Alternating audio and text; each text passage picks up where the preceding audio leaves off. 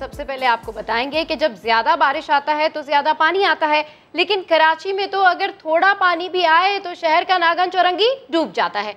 जी हाँ, कराची में एक और स्पेल ने एंट्री दे दी है। कई शहरों में हल्की तो कहीं तेज बारिश हुई, लेकिन चंद मिनट की बारिश ने कई सड़कों को डुबो दिया।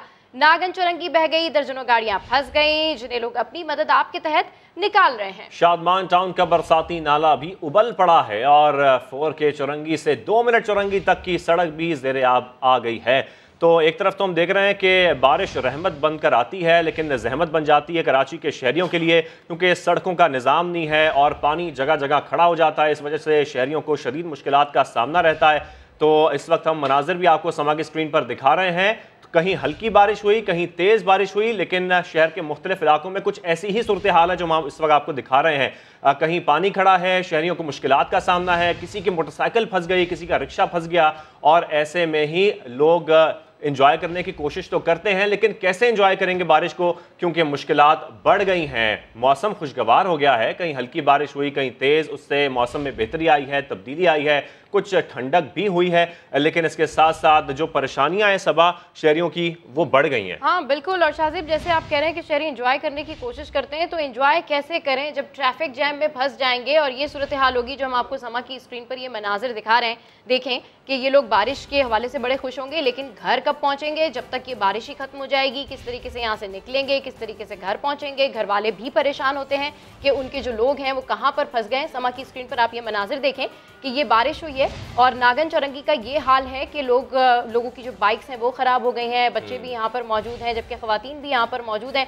एंड ऑब्वियसली जब कराची का मौसम अच्छा होता है तो सब ये सोचते हैं कि अपने घर पहुँचें, अपने घर वालों के साथ इस मौसम को एंजॉय करें, अपने टेरिस पे जाएँ और पकौड़े शकौड़े पकाएँ। लेकिन शाहज़ेब, ये जो बारिश हमारे लिए ज़हमत बन जाती है तो ये तो हमें मौका ही नहीं देती कि हम कराची वाले एंजॉय कर सकें। बिल्कुल मौका मिलता ही नहीं है और परेशानियां बढ़ जाती हैं। ये इस वक्त मनाजर आपको नागन चौरंगी के दिखा रहे हैं, जहां पर दर्जनों गाड़ियां फंस गई हैं, मोटरसाइकिलें फंस चुकी हैं, रिक्शे भी फंस गए हैं और शहरी परेशान हैं। अपनी मदद आपके तहत कोशिश कर रहे हैं ताकि वहाँ से लोगों को निकाला जा सके और लोग बासानी अपनी मंजिल पर पहुँच सकें। लेकिन ये जो परेशानी है, ये जो इस वक्त हम सूरत हाल आपको दिखा रहे हैं, ये नागन चौरंगी की है।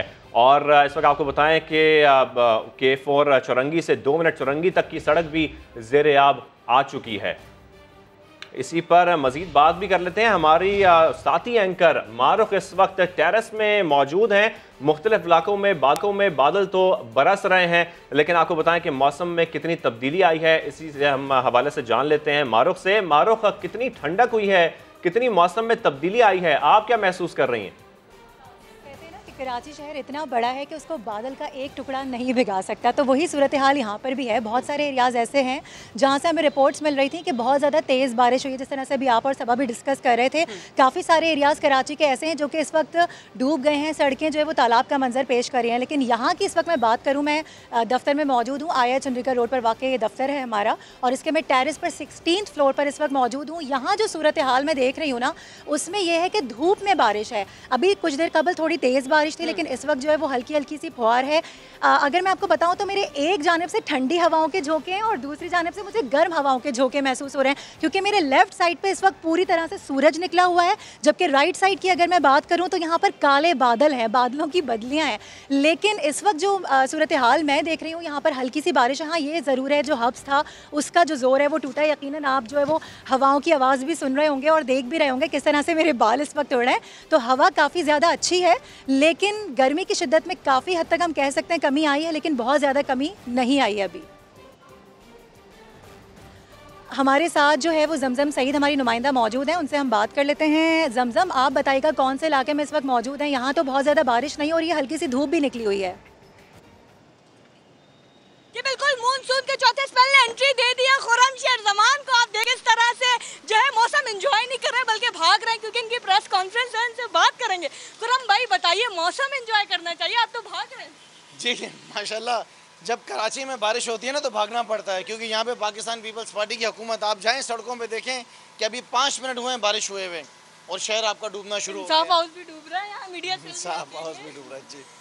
सर बिल्कुल, खुर्रम शेरजवान पीटीआई रहनुमा मेरे साथ मौजूद थे, जिन्होंने जो बारिश जो है वो उन्होंने एंजॉय की नहीं, क्योंकि उन्हें अभी प्रेस कॉन्फ्रेंस करनी है, इसलिए वो काफ़ी जल्दी में थे। लेकिन उनका यही कहना था कि कराची में जब भी बारिश होती है तो सूरत हाल जो है सबके सामने होती है, शहर जो है वो डूबने लग जाता है। लेकिन शहर भी डूबने लग जाता है, उसके साथ ही मीडिया सेल जो है इंसाफ हाउस का वो भी अभी डूब ही रहा है, क्योंकि यहाँ भी पानी जमा होना शुरू हो चुका है। जी बहुत शुक्रिया जमजम, आप हमें अपडेट कर रही थी। और यकीनन अफसोस भी होता है देखकर कि जो सारे MNAs MPAs होते हैं और इसके अलावा जो हुकूमती अहदेदार होते हैं वो इन्जॉय तो करते हैं बारिश को, लेकिन कराची पे किस तरह से काम करना है, कराची को नुकसानात से कैसे बचाना है, लोगों को रिलीफ किस तरह से देना है बारिश में, उस पर कोई काम नहीं करता। फिलहाल हम बढ़ते हैं, हुज़ैफ़ा खान हमारे साथ मौजूद है, हमारे नुमाइंदे उनकी जानिब।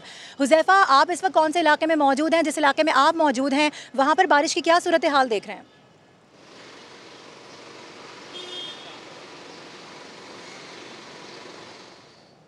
हुज़ैफ़ा, आपको आवाज़ आ रही है? हुज़ैफ़ा की जानिब हम बढ़ने की कोशिश करेंगे, उनसे राब्ता बहाल करने की कोशिश करेंगे। फ़िलहाल कराची में जो मौसम है, जिस तरह से पेशगोई की गई थी उसी के अकॉर्डिंग आज हम देख रहे हैं कि कराची में काफ़ी सारे एरियाज़ में बड़े गहरे बादल आ चुके हैं और बहुत सारे इलाके ऐसे हैं जो कि इस वक्त कहीं धूप और कहीं छाँव का मंजर पेश कर रहे हैं। हुज़ैफ़ा खान, अगर इस वक्त आपको हमारी आवाज़ आ रही है तो बताइएगा आप इस वक्त कौन से इलाके में मौजूद हैं और आपके सामने कैसा मंजर है?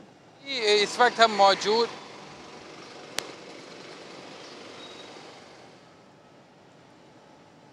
हुज़ैफ़ा से हमारा राब्ता मुनक़ता हुआ है, उन तक हमारी आवाज़ सही तरीके से नहीं पहुंच पा रही है। हम अपने नाज़रीन को इस वक्त अपडेट कर रहे हैं टेरेस से और यहाँ का माहौल जो है वो काफ़ी खुशगवार होता जा रहा है। अब से कुछ देर कबल मैं बता रही थी कि यहाँ मेरे लेफ़्ट साइड पर थोड़ी सी धूप है, लेकिन अब यहाँ पर भी बादल छा गए हैं। इरफानुल हक से बात कर लेते हैं। इरफान, आप कहाँ पर मौजूद हैं? वैसे तो आप हमें हमेशा अदालती ख़बरों से आगाह करते हैं, कोर्ट में क्या कुछ हुआ वो बताते हैं। अभी आप ये बताइएगा कि आप बारिश के हवाले से क्या अपडेट्स दे सकते हैं?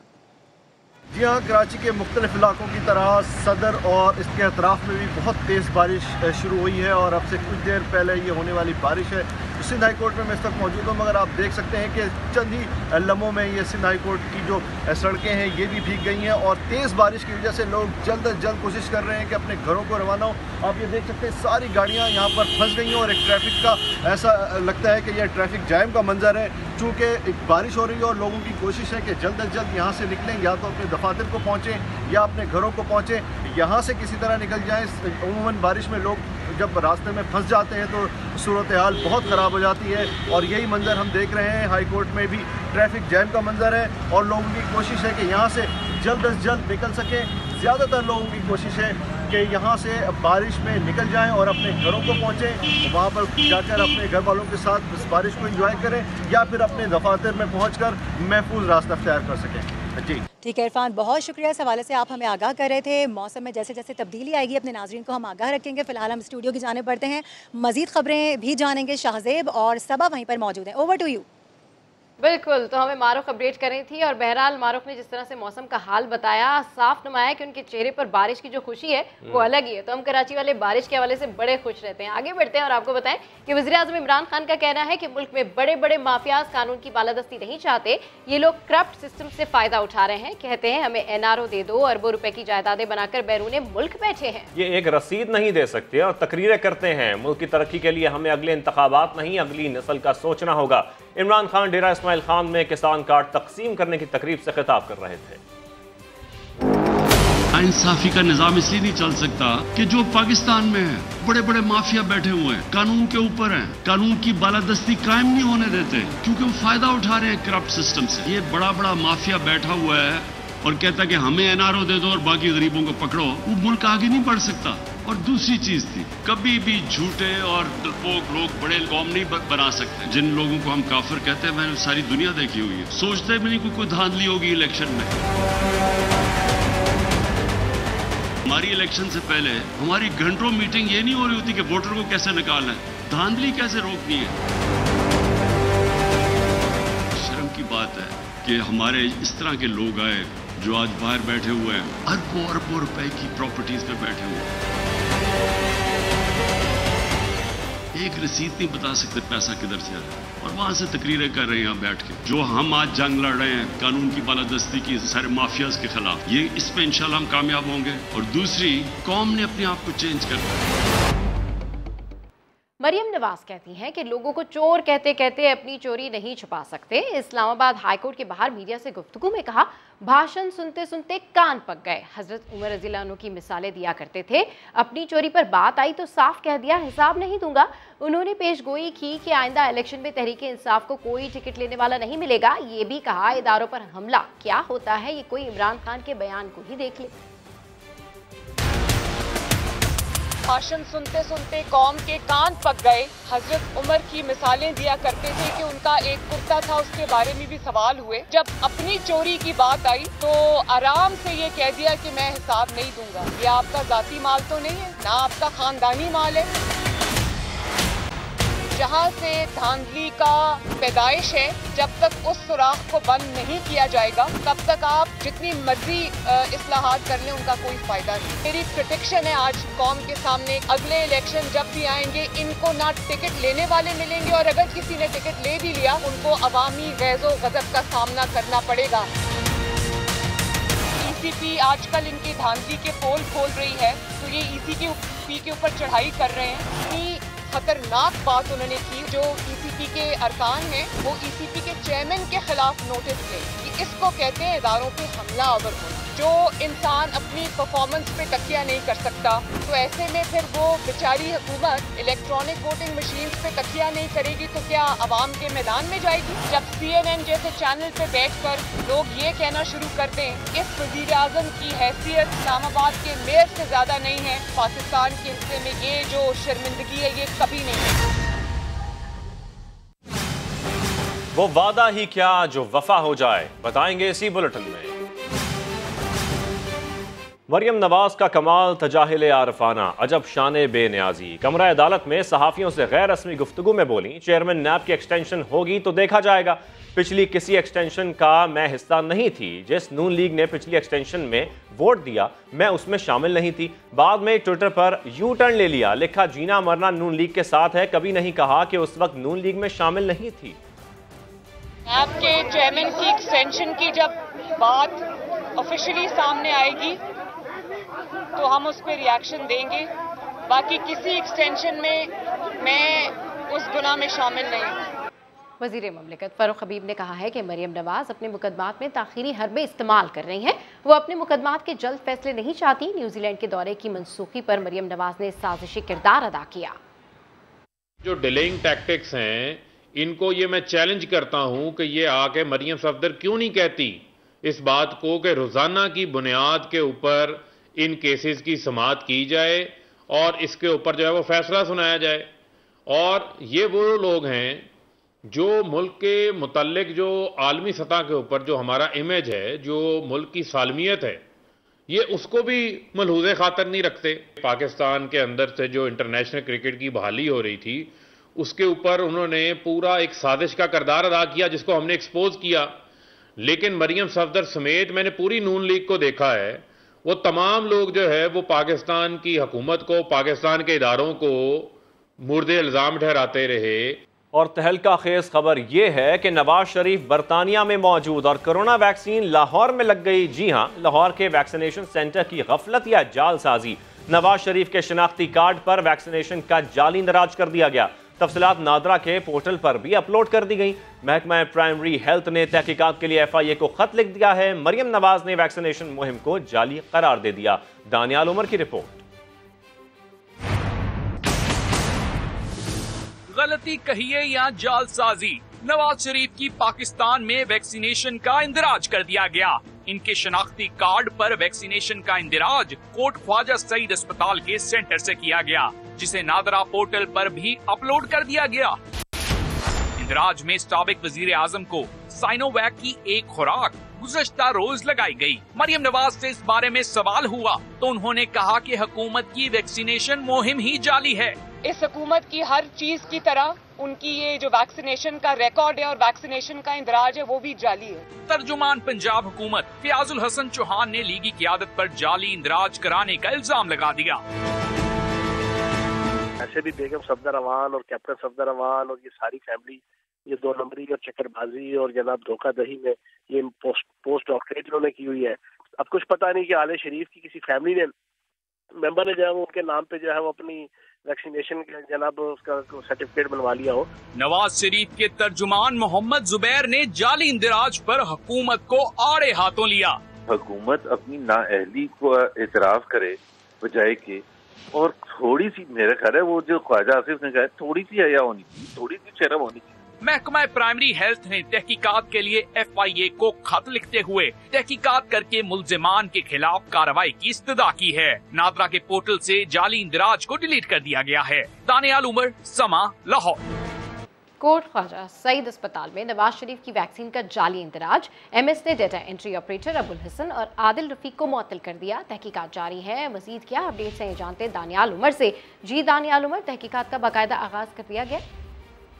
जी बिल्कुल, तहकीकात का बाकायदा आगाज कर दिया गया है वज़ीर आला पंजाब की नोटिस के बाद, और MS कोट ख्वाजा सईद अस्पताल ने 2 data entry operators Abul Hasan और आदिल रफीक को मुअत्तल कर दिया है। अस्पताल की जो इंतजामिया है उनके कहना है कि ये दोनों जो वैक्सीनेटर्स हैं, दोनों डेटा एंट्री ऑपरेटर्स हैं, इन्होंने अपनी इस डेटा एंट्री को तस्लीम किया है कि उन्होंने ये जाली डेटा एंट्री की है और उन्होंने इस बात का एतराफ़ किया है।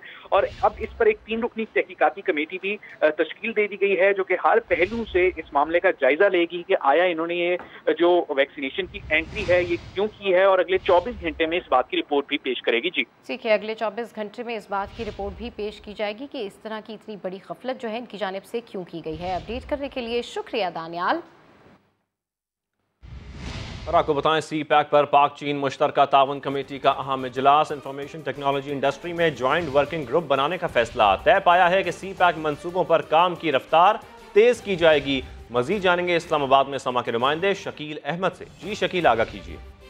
देखिए, CPAC पर पाक चीन मुश्तरका तावन कमेटी का इजलास हुआ है और असद उमर जो कि वफाकी वजीर प्लानिंग है उन्होंने सदारत की, और चीनी NDRC के वाइस चेयरमैन भी सदारत कर रहे थे। वीडियो लिंक के जरिए अहम फैसले कर लिए गए हैं। दुश्मन ममालिक की तमाम तर साजिशों के बावजूद पाकिस्तान ने और चाइना ने CPAC के मंसूबों पर काम की रफ्तार तेज करने का फैसला किया गया है। इंफॉर्मेशन टेक्नोलॉजी इंडस्ट्री के शोबे में ज्वाइंट वर्किंग ग्रुप कायम करने का फैसला हुआ है और दोनों मुल्क इंफॉर्मेशन टेक्नोलॉजी में ताउन करेंगे। और इसके अलावा सिक्योरिटी कोऑपरेशन, एनर्जी कोऑपरेशन और transport infrastructure Gwadar working group का जो है उसमें भी पेशरफ्त होगी और इंडस्ट्रियल कोऑपरेशन को यकीनी बनाया जाएगा। और CPAC के दूसरे मरहले में सोशो इकोनॉमिक डेवलपमेंट पर फोकस किया जाएगा। तकरीबन 26 से 27 अरब डॉलर सरमाकारी आ चुकी है, 13 अरब डॉलर के मंसूबे मुकम्मल हो चुके हैं, कुछ पाइपलाइन हैं, और दूसरा जो फेज है उस पर काम की रफ्तार तेज करने का फैसला किया गया है। ठीक है, बहुत शुक्रिया शकील अहमद। नूर मुकदम कत्ल केस में अहम पेशरफ, मरकजी मुलजिम जाहिर जाफर समेत 12 मुलजिमान पर 6 अक्टूबर को फर्द जुर्म आयद की जाएगी। इस्लामाबाद हाई कोर्ट ने मुलजिम के वालिदैन की दरखास्त जमानत पर फैसला महफूज कर लिया। जस्टिस आमिर फारूक ने रिमार्क्स दिए कि ये केस मुल्क में क्रिमिनल केसेस का मुस्तकबिल तय करेगा। इस हवाले से रिपोर्ट कर रहे हैं आदिल तनौली। नूर मुकदम कत्ल केस में जाकिर जाफर और असमत जाफर की दरखास्त जमानत पर समाअत। मुद्दई मुकदमा के वकील शाह खावर ने मरकजी मुलजिम जाहिर जाफर का car record Islamabad high court में पेश कर दिया। दलाइल देते हुए कहा, जाहिर जाफर वाक़या के रोज वालिदैन से राब्ते में था। जुर्म से जाकिर और असमत जाफर का ताल्लुक है। इंतहाई बेईमाना कत्ल था, इसमें जमानत न दी जाए। वकील ने यह भी कहा, सदारती ऑर्डिनेंस के तहत केस का ट्रायल खुसूसी अदालत में होना चाहिए, जिस पर जस्टिस आमिर फारूक ने रिमार्क्स दिए, लगता है आप ट्रायल में ताखीर करना चाहते हैं। वकील दरखास्त गुजार ख्वाजा हारिस बोले, अभी कोई बात साबित शुदा नहीं है, मुल्ज़मान को जमानत के हक से महरूम नहीं किया जा सकता। जस्टिस आमिर फारूक ने कहा, ये केस हमारे मुल्क में क्रिमिनल केसेस का मुस्तकबिल तय करेगा। दलाइल मुकम्मल होने के बाद दरखास्त पर फैसला महफूज कर लिया गया। दूसरी जानिब एडिशनल सेशन जज अतार अब्बानी ने जाहिर जाफर समेत 12 मुल्ज़मान पर फर्द जुर्म आयद करने के लिए 6 अक्टूबर की तारीख मुकर्रर कर दी। मुल्ज़मान में चालान की कापियां भी तकसीम कर दी गयी। खबरों का सिलसिला आगे बढ़ाएं और आपको बताएं, मुल्क में कोरोना वायरस की चौथी लहर के वार थमने लगे। एक दिन में 58 मरीज इंतकाल कर गए। मजमूई अमवात 27,432 हो गई हैं। NCOC के मुताबिक 2,357 नए केसेस रिपोर्ट हुए। मुस्बत केसेस की शरह 4.89% रही। खातून अव्वल बेगम समीना अलवी कोरोना में मुब्तला हो गई। बताया कि एक दिन पहले कोरोना टेस्ट मुस्बत आया है। अवाम से दुआओं की अपील की गई है। और अभी आपको बताएं कि इस वक्त फवाद चौधरी सेमिनार की तकरीब से खिताब कर रहे हैं। आपको बराह रास्त ले चलते हैं। जिस तरीके से इस खित्ते के डिफेंस में जो दिफाई ताल्लुकात सऊदी अरेबिया और पाकिस्तान के कायम हुए, उनकी बड़ी कम मिसाल है और मुल्कों के साथ। जिस किस्म का रिलेशनशिप पाकिस्तान के फ़ौज का, पाकिस्तान के दिफाई इदारों का रहा सऊदी अरेबिया के साथ, उसकी फिर एक अपनी तारीख है। और अब हमने इस हुकूमत में आने के बाद जिस तरह से वज़ीर-ए-आज़म इमरान खान ने और मोहम्मद बिन सलमान हिज एक्सेलेंसी और मोहम्मद बिन सलमान हिज रॉयल हाइनेस, उनके साथ जो ताल्लुकात का एक नया सफ़र शुरू हुआ है, इससे इंशाल्लाह मुझे उम्मीद है कि जो 1940 से जिन ताल्लुकात की हमारी इब्तिदा हुई है वो अब एक नए ज़ाविये में, एक नए मंजिल के ऊपर इंशाल्लाह ताला पहुँचेंगे। और आज का ये जो नेशनल डे है जिसके लिए ताहिर अशरफी साहब ने, और ये हमेशा ही पाकिस्तान सऊदी अरेबिया के मामलात में ताहिर अशरफी साहब बहुत आई वुड से एक बड़ा वाइब्रेंट रोल अदा करते हैं। हमेशा वो कोशिश करते हैं कि ये मामलात जो हैं उनको वो आगे बढ़े। और बाकी हमारे जो उलमा सारे यहाँ पे बैठे हैं, जो तमाम यहाँ पे बुजुर्गान दीन बैठे हैं, दोस्त बैठे हैं, इन तमाम का सऊदी अरेबिया के साथ एक दिल का रिश्ता है। पाकिस्तान का बाकी मुल्कों के साथ तो किसी के साथ हमारा दिफा का ताल्लुक है, किसी के साथ हमारा स्ट्रेटजी का ताल्लुक है, किसी के साथ मईशत का ताल्लुक है। सऊदी अरेबिया के साथ हमारा दिल का रिश्ता है, क्योंकि मक्का वहाँ है और मदीना वहाँ है, और पाकिस्तान के हर फर्द का दिल मक्का और मदीना के साथ धड़कता है। और इंशाअल्लाह ताला ये ताल्लुकात यहाँ से बहुत आगे जाएंगे, और पाकिस्तान और सऊदी अरेबिया दोस्ती जिंदाबाद, पाकिस्तान जिंदाबाद, सऊदी अरेबिया पाइंदा। आपको बताएं कि इस सेमिनार से वज़ीर इत्तलात फवाद चौधरी खिताब कर रहे थे, जिसमें उनका कहना है कि सऊदी अरब और पाकिस्तान के बाहिमी ताल्लुकात हैं। पाकिस्तान और सऊदी अरब के ताल्लुकात आज़ादी से पहले के हैं। पाकिस्तानी सऊदी अरब को दूसरा घर समझते हैं। सऊदी अरब ने मुश्किल में पाकिस्तान की मदद की है। एक बार फिर बात करेंगे बारिश की। कराची के मुख्तलिफ इलाकों में बारिश का सिलसिला जारी है। न्यू कराची अल्लाह वाली स्टॉप झील बन चुकी है। यूसुफ गोट का नाला उबल पड़ा है। बिल्कुल, आपको इस अहम खबर से अपडेट कर रहे हैं। बारिश के बायस जो ये इलाके मुतासर हुए हैं, क्या सूरत हाल है जानते समा के नुमाइंदे खुर्शीद आलम से। जी खुर्शीद आलम, अपडेट कीजिए। जी बिल्कुल, ये न्यू कराची अल्लाह वाली स्टॉप है और इस हर साल की तरह इस दफ़ा भी चंद मिनटों की बारिश ने लोगों को अल्लाह अल्लाह करने पर मजबूर कर दिया। कैमरामैन राशिद इशरत आपको दिखाएंगे, ये वो बरसाती नाला उबला है जिसकी वजह से ये पूरा इलाका सिंधी होटल और उससे आगे तक यानी बहता हुआ झील की शक्ल इख्तियार करके अल्लाह वाली से लेकर डी का मोड़, सिंधी होटल 5 नंबर तक जा रहा है। और सूरत हाल ये कि ये पूरा इलाका हर साल इसी तबाही का शिकार होता है। चौरंगी से अल्लाह वाली तक के वो बरसाती नाला जो जिस पर दुकानें और मकान बने हैं खाली कराया जाएगा, लेकिन उसकी तामीर को रोक दिया गया है। नतीजा ये है कि पानी उबल पड़ा, इलाके के लाखों लोग मुतासिर होते हैं। और ये सूरत हाल इस वक्त आप देख रहे हैं कि यहाँ पर गड्ढे हैं। अभी कोई गाड़ी गुजरेगी तो उसके हिचकोले भी हम आपको दिखाएंगे, लेकिन जो शॉट हम इससे पहले बना चुके हैं वो यकीनन नाजरीन देख रहे होंगे कि यहाँ पर इस बुरी तरह हिचकोले खाते हुए लोग गुजरते हैं हर रोज़। और बारिशों के बाद बदतरीन सूरत हाल है। और इस वक्त भी जो लोग जिम्मेदार हैं वो अब तक यहाँ बिल्कुल खुर्शीद, मैं इसी तरफ आ रहा था कि यहाँ पे कोई जिम्मेदारान पहुंचे हैं, कोई अमला पहुंचा है, क्योंकि सूरत हाल तो हम देख रहे हैं बहुत बुरी सूरत हाल है। और वाकई ये झील का मंजर पेश कर रही है ये सड़क। तो यहाँ पर कितनी दुकानें मुतासर हुई हैं, क्योंकि हम देख रहे हैं इर्द गिर्द दुकानें भी हैं, घर भी हैं। लोगों को कितनी मुश्किलात का सामना है अब तक। ये एक बहुत बड़ा कमर्शियल एरिया है जहाँ पर हजारों की तादाद में लोग अपना रोटी रोजी रोज कमाते हैं डेली वेजेस पर। और यहाँ से लेकर कई किलोमीटर तक की जो मरकजी सड़क है अल्लाह वाली तक की, उस पर एक पूरा ट्रैक इसी तरह ये गंदा पानी बहता जा रहा है। ये आपको नज़र आ रहा होगा कि ये वो कराची है जो सिंध को 90% देता है, विफाक को 70% देता है, लेकिन उसके एवज में हमें ये मिलता है चंद मिनटों की बारिश के बाद ये उबलता हुआ पानी, ये गंदा पानी, और उसके नतीजे में ये गंदे पानी की झील, ये अर्बन फ्लडिंग है। और जो लोग दावे करते हैं खुर्शीद आलम, ये साफ पानी नहीं है, ये गंदा पानी है, ये गटर का पानी है, इससे लोग बीमारियों में मुब्तला होते हैं। आप हमें अपडेट कर रहे थे, आपका बेहद शुक्रिया। आगे बढ़ते हैं, आपको बताएं कि वफाकी वज़ीर ख़जाना शौकत तरीन ने आज से आटे, घी और चीनी की कीमतों में कमी का ऐलान किया था, मगर किसी चीज़ की कीमत कम ना हो सकी। चंद मकामात पर आटे का थैला नए रेट पर फरोख्त हुआ, मगर कुछ देर बाद वहाँ भी सप्लाई मुअत्तल हो गई। लाहौर से मोहम्मद लुकमान की रिपोर्ट देखिए। पंजाब में जी आटे का निर्ख कल से आज हमने नोटिफाई कर दिए हुए रेट सारे के सारे।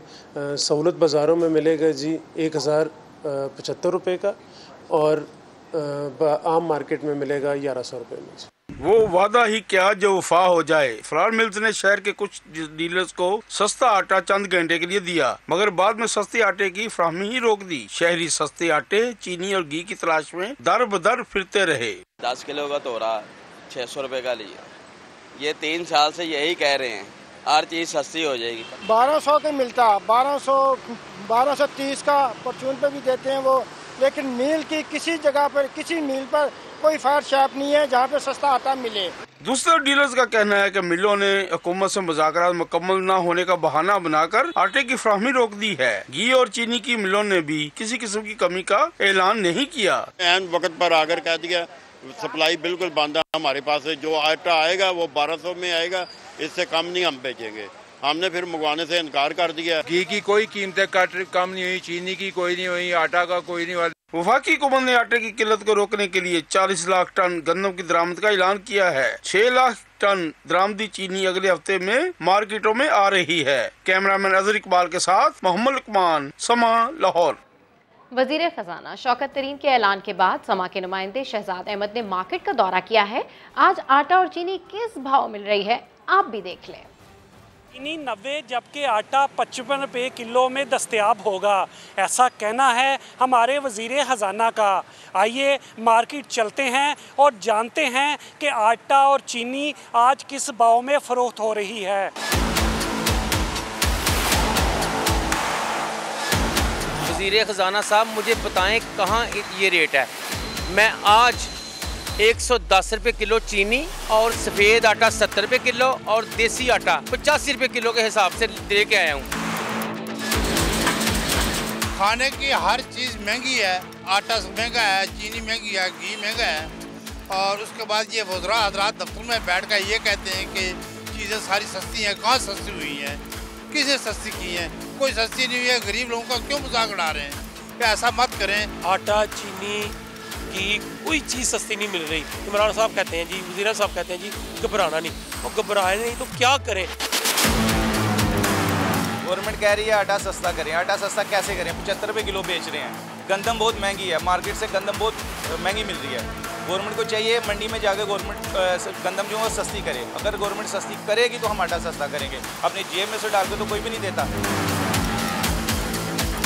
हमें चीनी आ रही है, हम चीनी का थोड़ा बाजार से लेके आ रहे हैं 5200, 5230, कभी 50 का लेके आ रहे हैं। आगे हम सेल कर रहे हैं 110 रुपये किलो में। जब तक हमें चीनी पीछे से सस्ती नहीं मिलेगी हम कैसे आगे सस्ती सेल करेंगे। शहरियों का कहना है कि हुकूमत खुशखबरियाँ देने की बजाय अमली इक़दाम करे ताकि इन्हें कुछ रिलीफ मिल सके।